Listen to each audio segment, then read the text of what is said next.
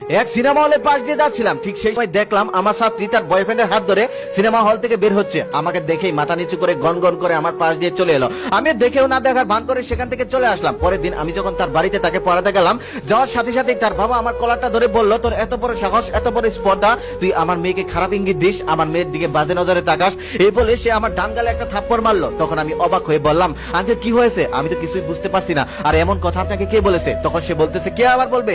আমার মেয়ে বলেছে, কালকে তুই আমার মেয়েকে বাজে প্রস্তাব দিয়েছিস, কুপ্রস্তাব দিয়েছিস, এখনই আমার বাড়ি থেকে বের হয়ে যা।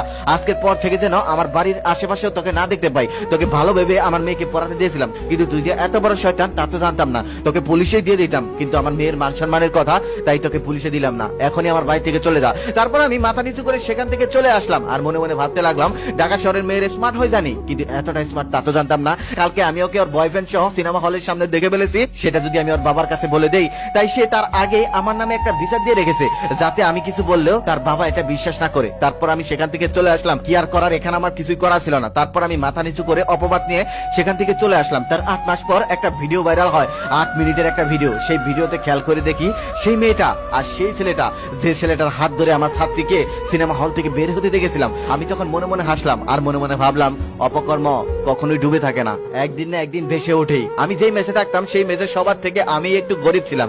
একদিন আমার রুমমেটে 4000 টাকা হারিয়ে যায়। ঠিক সেই দিনই আমি একটা শার্ট কিনেছিলাম। তারপর বাসায় আসতেই সবাই আমাকে সন্দেহ করতে থাকে। পাশের বাসার এক বড় ভাই ছিল, তাকে সবাই মানতো। সে এসে সোজা বলে দিল আমি নাকি তার ব্যাগ ধরেছি, আমি নাকি তার টাকা নিয়েছি, সে নাকি শিওর। তারপর আমি সেমিস্টার ফ্রি থেকে 4000 টাকা দিয়ে দিলাম আর চোরের অপবাদ দিয়ে সেই ম্যাচ থেকে বের হয়ে আসলাম। এভাবে 6 মাস কেটে গেল। 6 মাস পর আমার সেই বড় ভাই ফোন করে আমাকে বলল, ভাই তুমি একটু আসো। তারপর আমি সেই ম্যাচে গেলাম। যাওয়ার পর সে আমার হাতে পায়ে ধরে বলতেছে, ভাই সেদিনকার টাকাটা আমি নিয়েছিলাম আর তোমাকে ফাঁসিয়ে দিয়েছিলাম, আমাকে ক্ষমা করে দিও, আমি এখন ক্যান্সারের রোগী, বেশি দিন বাঁচবো না, ভাই তুমি আমাকে মাফ করে দিও, আমি ভুল করে ফেলেছি।